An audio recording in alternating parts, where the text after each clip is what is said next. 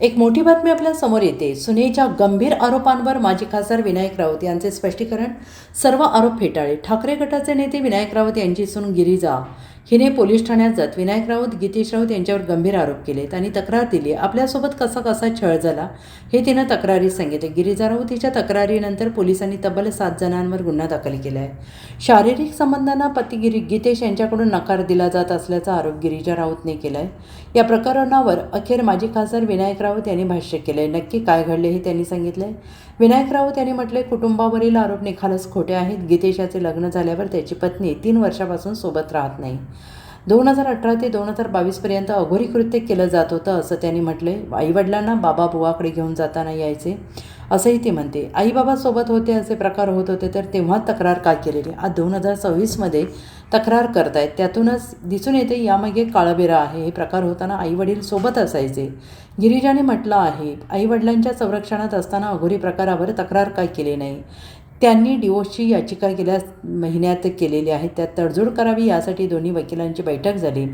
3 BHK flat, terrace flat 5 कोटी मागितले, electric car मागितली, पुन्हा डिवोर्सची नोटीस दिली। कौटुंबिक हिंसाचाराचा उल्लेख आहे असं विनायक राऊत यांनी म्हटलंय। विनायक राऊत यांनी स्पष्ट शब्दात सांगितले, सर्व आरोप खोटे आहेत। विनायक राऊत आणि त्यांचा मुलगा गितेश राऊत माध्यमांसमोर आले। पोलिसात गुन्हा दाखल करण्यात आला आहे।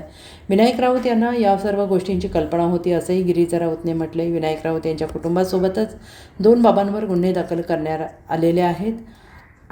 विनायक राऊतांच्या सुनेने केलेल्या आरोपानंतर मोठी खळबळ उडाली आहे। त्याच्यापूर्वी सुद्धा आमचे वकील आणि त्यांचे वकील यांनी यामध्ये तडजोड करावी डीवी मध्ये यासाठी काही बैठका घेतल्या होत्या। पहिल्या बैठकीमध्ये तिने 5 करोड रुपये मागितले आणि 3 रूमचा घर मागितलं, 3 फ्लॅट 3 रूम किचन फ्लॅट, त्याचबरोबर ऑटोमॅटिक गाडी मागितली आणि तो फ्लॅट सुद्धा विथ टेरेस फ्लॅट असायला पाहिजे अशा पद्धतीची मागणी केली। दरमहा 2 लाख रुपये त्याशिवाय खर्चाला मिळाले पाहिजे अशी मागणी केली होती। आम्ही ती मान्य केली नाही।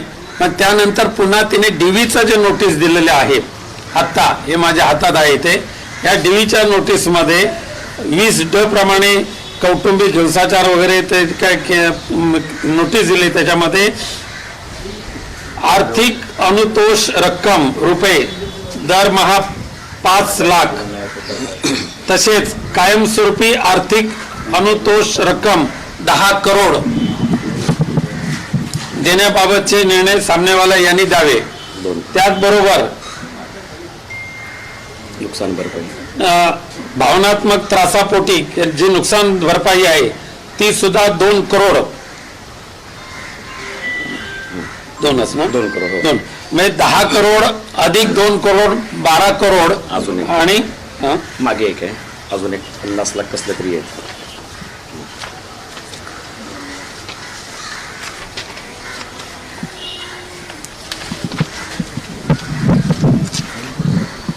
त्यात भेटत नाहीये, अजून एक 50 लाख आहे।